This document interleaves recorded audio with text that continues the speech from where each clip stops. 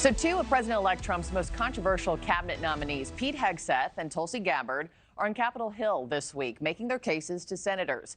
Gabbard is facing fresh scrutiny over her 2017 visit to Syria, while Hegseth tries to overcome concerns over misconduct allegations, which he denies. NewsNation's Brooke Schaefer joins us live with more on their push toward confirmation.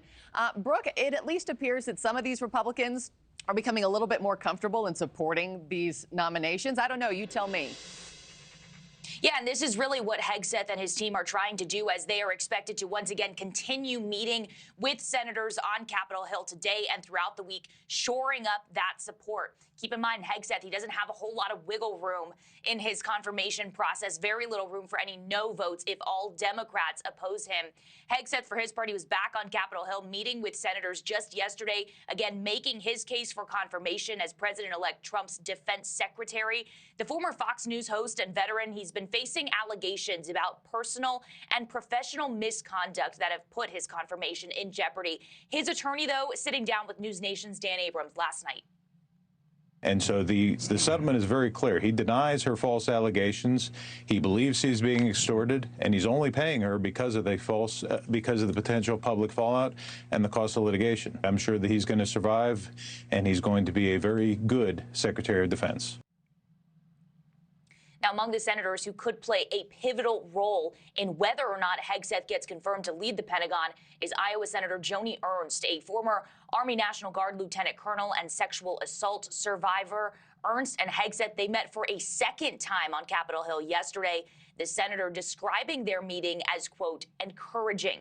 Now, with Hegseth looking to shore up that support, President-elect Trump, for his part, has pushed back on claims that he's lost faith in his pick for defense secretary, saying he thinks Hegseth can be confirmed. Markie? And Brooke, Trump's pick for choice, his choice for Director of National Intelligence, Tulsi Gabbard, is also making her case to senators this week, likely facing more questions about her meeting with Syria's now former president. What's she saying about all that this morning?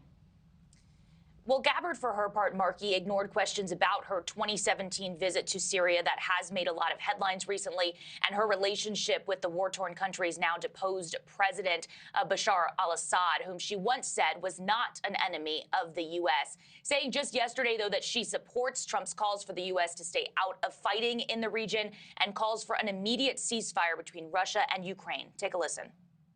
I want to address the issue that's in the headlines right now. I stand in full support and wholeheartedly agree with the statements that President Trump has made over these last few days with regards to the developments in Syria. My own views and experiences have been shaped by my multiple deployments and seeing firsthand the cost of war and the threat of Islamist terrorism. All right, and Gabbard is also expected to have a busy and critical week of meetings with senators in Washington as she makes her case on Capitol Hill. She's likely to face even more questions about Syria from some senators, skeptical about whether she should be confirmed to lead U.S. national intelligence for the incoming Trump administration. Last week, nearly 100 former senior U.S. diplomats and intelligence and national security officials urged Senate leaders to schedule closed-door hearings on Gabbard, mentioning her 2017 meetings in Syria. Those senators, or those intelligence agents rather, saying they were alarmed by Trump's pick of Gabbard to lead U.S. intelligence. The Trump transition team, for their part, calling it a partisan attack. Markie? Thanks for watching, everybody. Go to joinnn.com to find NewsNation on your television provider. Also, don't forget to click that red subscribe button below to get more of NewsNation's fact-driven, unbiased coverage.